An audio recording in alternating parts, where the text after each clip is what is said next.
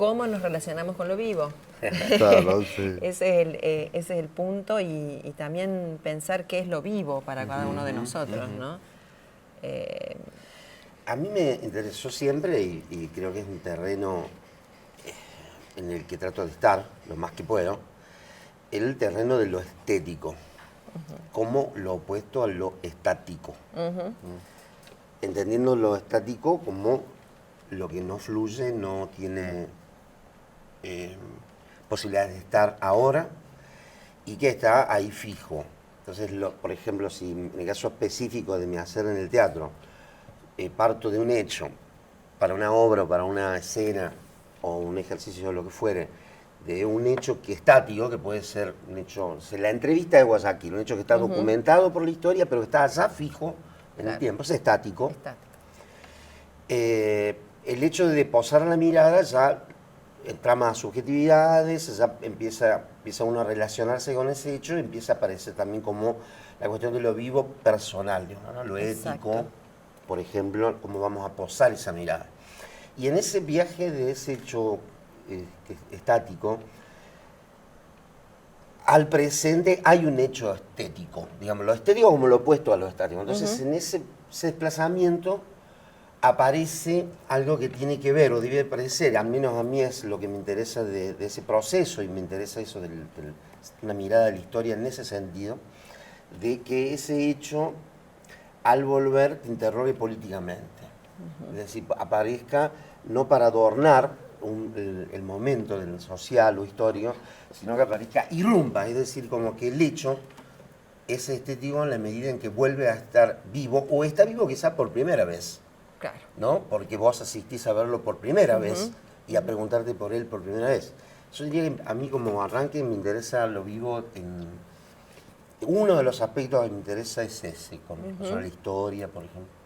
En mi caso es muy directa la relación, porque yo trabajo con cuerpos vivos, con cuerpos presentes, con una aquí, una ahora, el teatro también. Pero la danza creo que maneja permanentemente una energía de movimiento o de quietud que es decir, es necesaria para la danza ya desde el vamos, digamos, es el movimiento. Y el movimiento es vida, lo sabemos. Entonces, yo puedo pensar una idea, digamos, mi hecho estático quizás podría ser la idea, el a priori, pero esa idea está puesta en peligro inmediatamente en el momento de empezar a trabajar con las personas, que no son otra cosa que cuerpos vivos, mentes vivas, cargados de emociones, de historia. Entonces, es un vértigo el trabajo, porque nunca sé hacia dónde, por más que la idea esté presente, qué forma va a tomar ese a priori después en el trabajo, ¿no? Entonces, lo vivo es el latir para mí permanente y el vértigo permanente, por ejemplo, en un proceso de preparación de obra. Claro. Yo cuando nos invitaron a esta charla, no entendía nada sobre lo vivo porque les decía ahí más temprano que yo no tengo idea acerca de lo que es lo vivo. No sabría qué es lo vivo, porque si es algo que late, si lo vivo es algo que late, pero tiene un marcapasos, late. Totalmente. Lo vivo es algo que fluye, pero le ponen como la sangre, digamos así, pero le ponen un anticoagulante, fluye. Entonces... ese es un vivo asistido. Yo ya no sé si es vivo, digamos, no. Creo que vivimos en una cultura en donde lo vivo dejó de ser una categoría con algún tipo de sentido. Lo vivo, le hacemos cosas a los vivos. El capitalismo le ha hecho cosas a los vivos inimaginables, que no se las haríamos a los muertos. Es cierto que tener un organismo vivo no es garantía. Tener organismos en un estado muy extraño de vida que hace el mismo capitalismo, extiende la vida, lo vivo más allá de la vida. Claro. Entonces yo creo que esa frontera se fue. Se fue. Esa frontera se fue. Sabes que hay voy a hacer una autorreferencia, pero porque viene el caso, nada más. Hace unos años haciendo una obra de teatro que se llama Operativo Pindapoy, que está basada también en un hecho del pasado, pero más reciente. Yo puse lo de la entrevista de Guayaquil recién como para poner algo bien remoto. Sí, sí. Algo de la década del 70, de fines del 60 y comienzo del 70, que es el secuestro de Aramburu. Aramburu era un expresidente militar que derrocó a Perón en la década del 50, en el 55, cabezó la Libertadora, una revolución muy fascista, y muchos años después, andando rampante por la calle, un grupo de jóvenes lo secuestra, le hace un, entre comillas, juicio revolucionario, no entre comillas irónicas, digo porque no lo llevan a un estado burgués, sino le dicen, usted va a ser juzgado de forma revolucionaria. Y ellos se digamos, proclaman jueces de un proceso revolucionario. Y lo fusilan. Entonces, cuando, más allá de lo romántico del cuentito, cuando empezamos a encarnar el proceso de crear la obra, y reflexionamos, ninguno de los que estábamos, a excepción de Rubén Catino, habíamos estado en el 70, activos, en mi caso yo era muy niño, y otros ni siquiera niños, nos dábamos cuenta de los relatos que había, a propósito de lo vivo, de que la mayor parte de los jóvenes que participaron de ese hecho fueron luego asesinados, muy, muy brevemente en tiempo. Incluso hay una frase del matador de Fernando, que es el que fusila a Aramburu, a Valmerina. Recordemos que en ese hecho, que es un año después del Cordobazo, o sea, el 29 de mayo del 70, nace la organización Montoneros, que es una de las primeras organizaciones armadas. Cuando un comisario lo ve muerto, este joven, se sorprende de su edad y tomándole la cara dice, es un pibe, el asesino de Aramburu es un pibe, como no pudiendo creer, ¿no? Porque además significaba la irrupción de los jóvenes como una categoría, además, los jóvenes en la política, ese hecho, ¿no? Pero siendo el tema de nos pasaba lo siguiente, que nos dábamos cuenta, y los compas más jóvenes, que Matías y Santiago, mientras leían los textos y hablábamos y leíamos testimonios de jóvenes del 70, que ellos, es decir, el concepto de lo vivo estaba muy ligado a que vivan otros, a como una muerte heroica, donde mi vida biológica carecía de un valor, lo que lo hace cristiano también, ¿no? Se le puede hacer una mirada crítica desde ese lugar. De hecho, esta organización salió del Colegio Nacional de Buenos Aires. Entonces también hay como una categoría, digamos, muy cercana, que es una generación de la que todavía podemos compartir cosas, porque los jóvenes del 70 hoy están aún, no jóvenes, pero están vivos, muchos.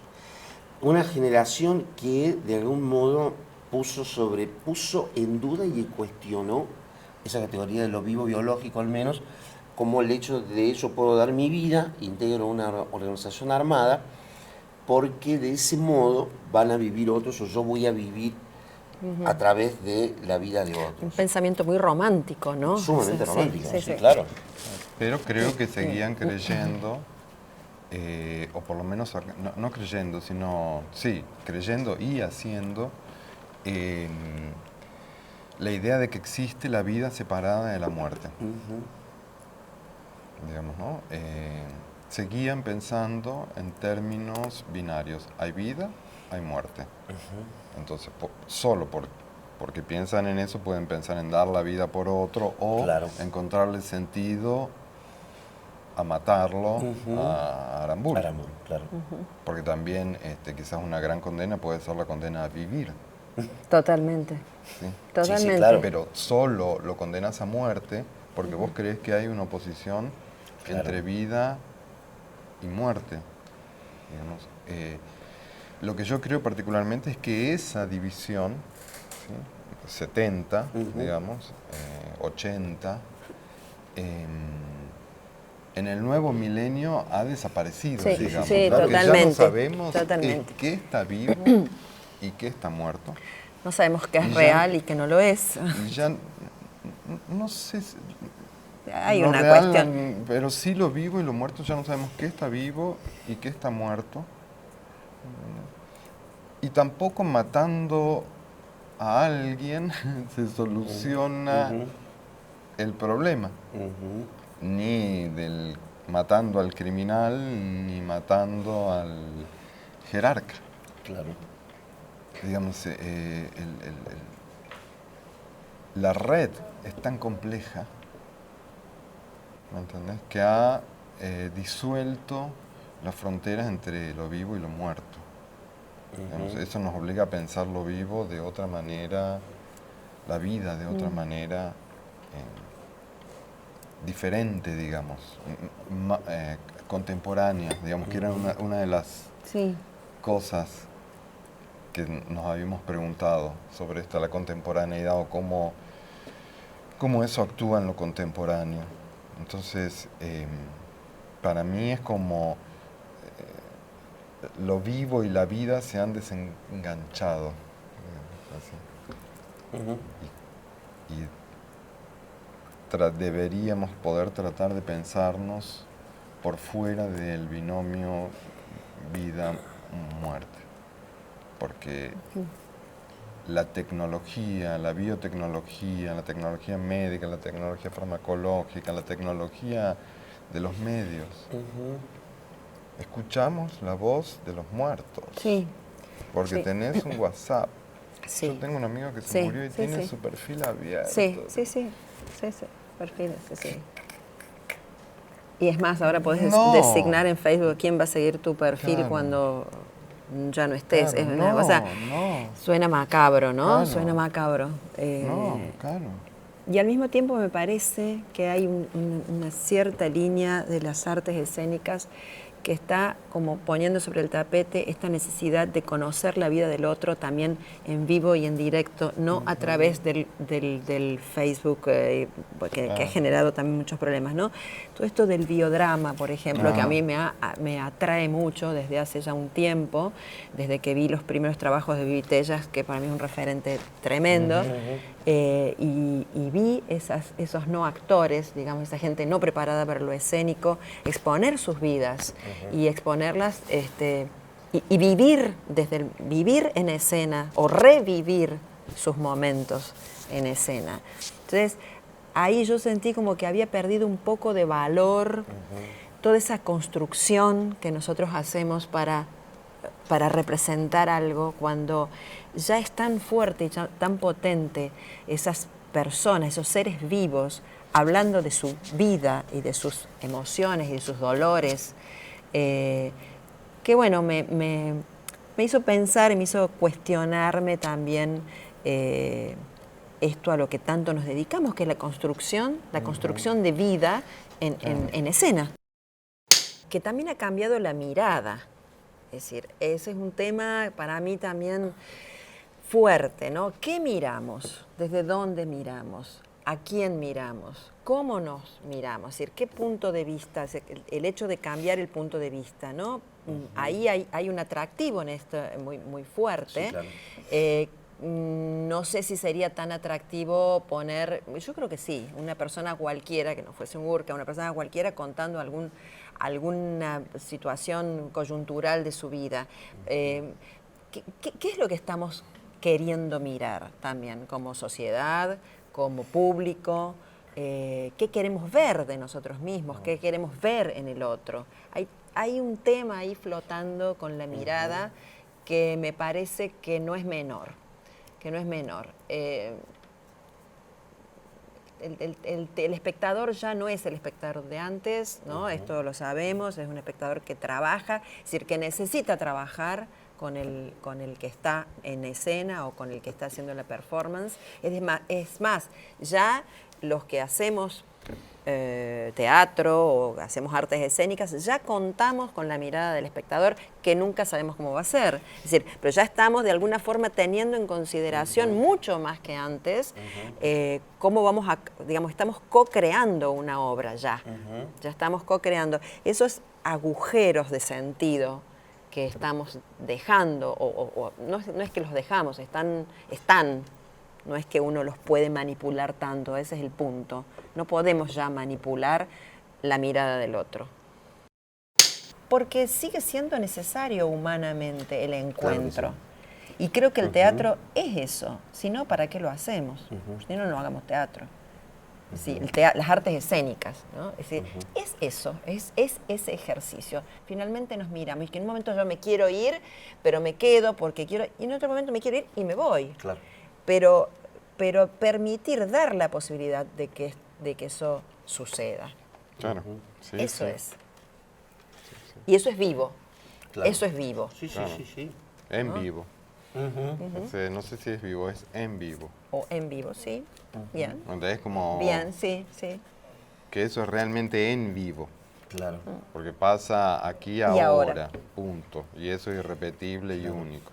Para mí lo que yo intentaba diferenciar era un poco, o pensar de manera distinta, lo que pasa en el taller, ¿me entiendes? Y Sí. lo que pasa en la creación, y lo que pasa del lado del actor, que es que sí, del encuentro, y ahí sí tiene que haber encuentro.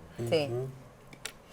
Y distinto de lo que pasa cuando está el espectador, ya salís del taller y estás en la representación, digamos, en la puesta, en la obra. Y donde ahí es importante de pensar que no solamente que no necesariamente tiene que haber un encuentro, sino que puede haber desencuentro, Sí, claro. que puede haber una experiencia de otro No siempre tipo. positiva, No claro, siempre por positiva, supuesto. no siempre, pero positiva sí como experiencia. Claro. Pero que lo importante es que sea colectiva Claro. y que podés ir al teatro, ¿sí?, a buscar una experiencia colectiva. ¿Me entiendes? Sí, No sí, a claro. encontrarte, no a ver, Sí, sí, sí, sino claro. a Mira. tener, ¿me entendés? Así como, supongo que habrá gente que va a misa Claro. porque le gusta la experiencia colectiva de la misa. Probablemente. O vas al boliche Probablemente. porque te gusta la experiencia colectiva del Sí, sí, boliche. Digamos, entonces, me Sí, parece que hay interesante algo eso. del teatro, Es ¿me entendés?, interesante, sí. que también es que Sí. te da la posibilidad de tener esa experiencia colectiva. Eso me parece que pasa cada vez que Sí. algo se da en vivo.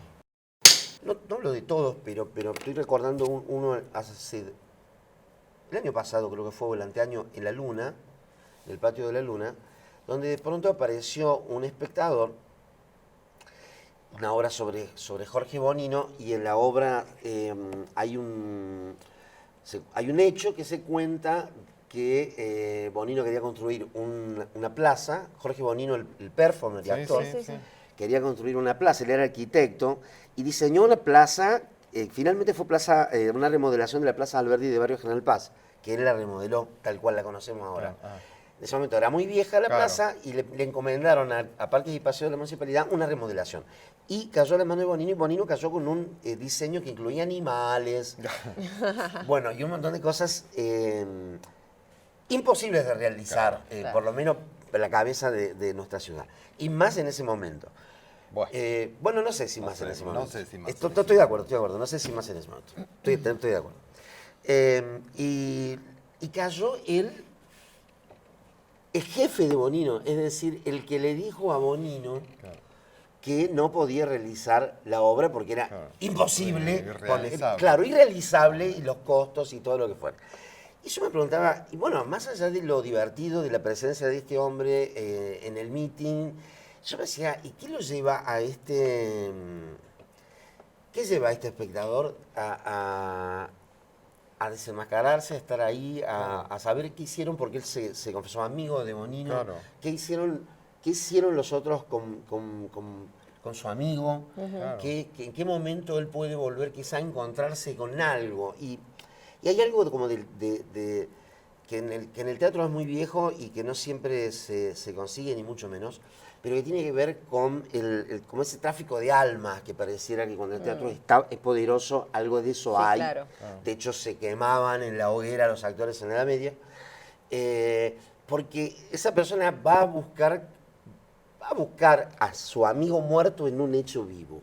Totalmente. Ahí es donde podríamos Totalmente. explicar, hablando de lo Sí, vivo y sí. lo muerto, ¿no? Totalmente. Alguien Bueno, que hay gente que biológicamente está la muerto. gente va a las iglesias creyendo que habla con alguien. Claro. Es lo mismo. Ujú. Pero la Cuestión gente va a de la fe. iglesia creyendo que va a hablar con alguien, como si hubiera alguien ahí que escucha. ¿Me entendés? O sea, este señor está un poco más quizás ubicado en la Sí, sí, realidad, sí, sí, digamos. sí. Entonces, Sí, va a hablar totalmente. con alguien en particular, digamos. Así. Claro. Y ustedes lo traen a la vida, eso está bueno. Eso está Ponele. bueno del teatro. Ujú. Que traen a la vida eso. Me imagino que lo mismo pasó con Operativo Pindapoy. Sí. No con la de entrevista de Guayaquil por razones obvias, digamos, ya no había. Sí, vos decís de la persona, sí. En el caso de... A ver, el hecho de trabajar algunos materiales desde lo narrativo que dan cuenta de un hecho o algo que vuelve a suceder, mencionado, que los protagonistas están vivos, van a venir muchos a la obra. Sí tiene... Claro. Sí textura. Es más, nosotros hicimos toda una reunión y modificamos un texto a partir de una crítica que un espectador, muy encendida y muy respetuosa, pero Claro. muy encendida, nos hizo, porque él estaba en la organización Montoneros, Claro. nos hizo de un texto, Ajá. sí, señaló con vehemencia, pero con mucho respeto, Ajá. decir, nosotros estábamos tocando materiales que eran de su propia vida, Claro.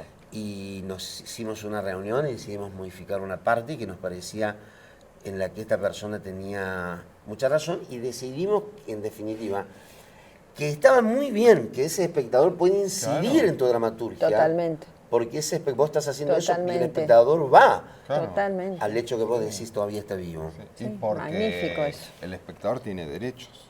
Obvio. Digamos, está ese punto, digamos, porque no es un espectador, sino simplemente aquellos sobre los que estás contando la historia, ¿me entendés? Tienen derechos. Digamos, no solo vos le estás dando voz y volviendo a traer, sino hay algo que le estás quitando.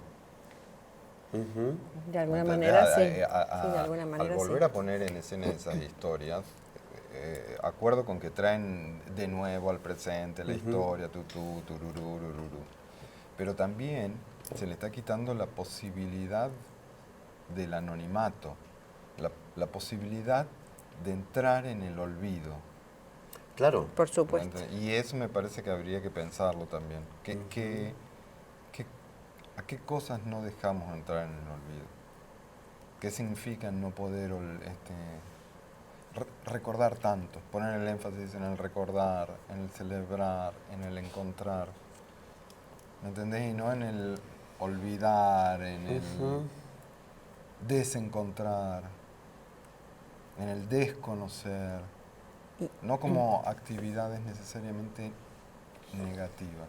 Claro. Pero es que yo creo que es un mix de eso, ¿no es cierto? Yo creo que cada uno está en libre albedrío, ¿no? Cada uno decide, como espectador, digo. Pero el teatro, en general, o cierto teatro, Sí, ¿entendés? Te propone recordar y conectar. sí, Y el teatro, que es visto como que te hace olvidar o desconectar, que sería el entretenimiento, claro. ¿sí? Es como mal visto. Sí, es cierto. ¿Sí? Esa moralidad, digamos, Sí, es cierto eso. burguesa, Sí, es cierto. claro. Totalmente. Seguro no se puede decir, pero pedorra, digamos, Claro. así, es espantosa. Sí, totalmente. Sí. ¿Me entendés? Sí. Entonces, y en ese sentido, siempre estamos como queriendo convertir Claro. al... Sí. ¿Me entendés? Sí, educar al ciudadano. No, o sea, estoy de acuerdo. ojo, digamos, para Sí, mí, sí, ta- sí, sí, también está es bien. en la vida hay que Sí, sí. recordar y Olvidar, por De supuesto. todos modos, las peleas con los amigos, con los amantes, Totalmente. con los padres, digamos, y pelearse. Sí, a veces es hay que olvidar para encontrarse. seguir, para poder vivir también, ¿no? Claro, Hay y hay que hay olvidar una- para amar.